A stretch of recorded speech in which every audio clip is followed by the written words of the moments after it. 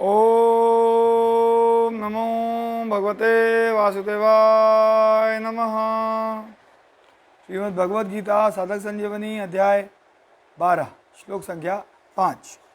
अर्जुन के प्रश्न के उत्तर में भगवान ने दूसरे श्लोक में सगुण उपासकों को सर्वश्रेष्ठ बताया और तीसरे चौथे श्लोकों में निर्गुण उपासकों को अपनी प्राप्ति की बात कही। अब दोनों प्रकार की उपासनाओं के अवान्तर भेद तथा कठिनाई एवं सुगमता का वर्णन आगे के 3 श्लोकों में करते हैं।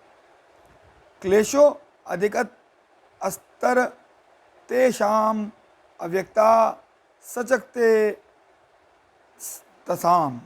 अव्यक्ता ही गतिर्दुखम देह वभिद्र वाप्यते।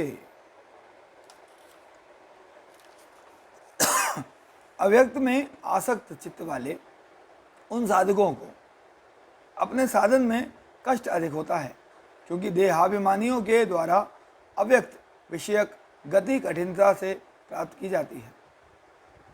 अव्यक्त में आसक्त चित्त वाले इस विशेषण से यहाँ उन साधकों की बात कही जा रही है जो निर्गुण उपासना को श्रेष्ठ तो मानते हैं, पर जिनका चित्त निर्गुण तत्व में आविष्ट नहीं हुआ है। तत्व में आविष्ट होने के लिए साधक में 3 बातों की आवश्यकता होती है। पहली रुचि, दूसरा विश्वास और तीसरी योग्यता।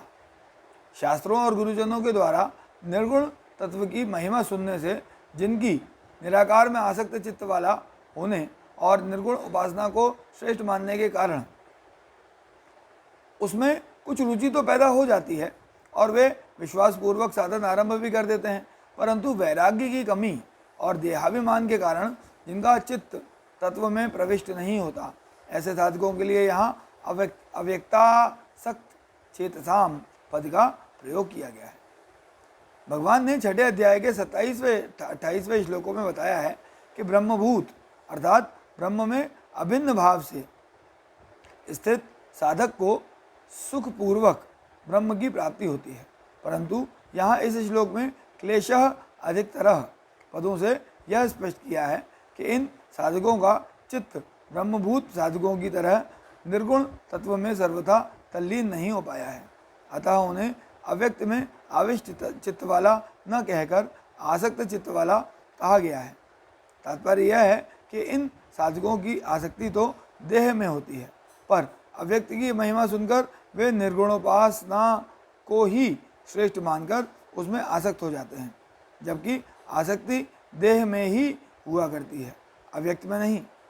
13वें अध्याय के 5वें श्लोक में अव्यक्तम पद प्रकृति के अर्थ में आया है तथा और भी कई जगह पर यह प्रकृति के लिए प्रयुक्त हुआ है, परंतु यहाँ अव्यक्तासक्त चेतसाम पद में अव्यक्त का अर्थ प्रकृति नहीं प्रत्युत निर्गुण निराकार ब्रह्म है। कारण यह है कि इसी अध्याय के पहले श्लोक में अर्जुन ने त्वाम पद से सगुण साकार स्वरूप के और अव्यक्तम पद से निर्गुण निराकार स्वरूप के विषय में ही प्रश्न किया है। उपासना का विषय भी परमात्मा ही है, न कि प्रकृति, क्योंकि प्रकृति और प्रकृति का कार्य तो त्याज्य है। इसलिए उसी प्रश्न के उत्तर में भगवान ने अव्यक्त पद का व्यक्त रूप से विपरीत निर्गुण निराकार स्वरूप के अर्थ में ही प्रयोग किया है।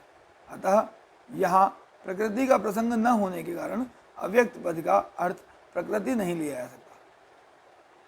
9वें अध्याय के 4थे श्लोक में अव्यक्त मूर्तिना पद सगुण निराकार स्वरूप के लिए आया है।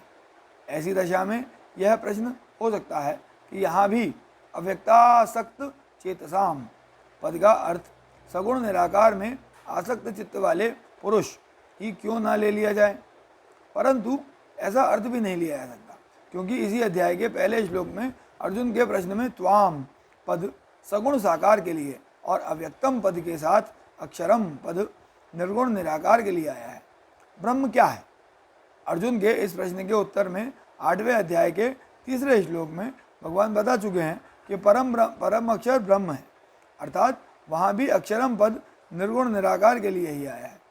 इसलिए अर्जुन ने अव्यक्तम अक्षरम पदों से जिस निर्गुण ब्रह्म के विषय में प्रश्न किया था, उसी के उत्तर में यहाँ अक्षर विशेषण होने से अव्यक्त पद से निर्गुण निराकार ब्रह्म ही लेना चाहिए, सगुण निराकार नहीं।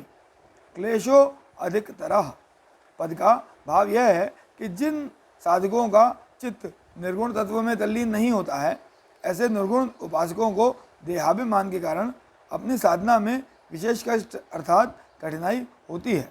साधक मुख्यतः दो प्रकार के होते हैं। एक तो वे जो साधक हैं, जो सत्संग, श्रवण और शास्त्राध्ययन के फलस्वरूप साधन में प्रवृत्त होते हैं। इनको अपने साधन में अधिक क्लेश होता है। दूसरे वे साधक हैं जिनकी साधन में स्वाभाविक रुचि तथा संसार से स्वाभाविक वैराग्य होता है। इनको अपने साधन में कम क्लेश होता है। यहाँ एक शंका होती है कि साधक दो ही प्रकार के क्यों होते हैं। इसका समाधान यह है कि गीता में योग भ्रष्ट पुरुष की गति के वर्णन में भगवान ने दो ही गतियों का वर्णन किया है। पहला, कुछ योग भ्रष्ट पुरुष पुण्य लोकों में जाते हैं और वहाँ भोग कर लौटने पर शुद्ध आचरण वाले श्रीमानों के घर में जन्म लेते हैं और पुनः साधनरत होकर परमात्मा को प्राप्त होते हैं।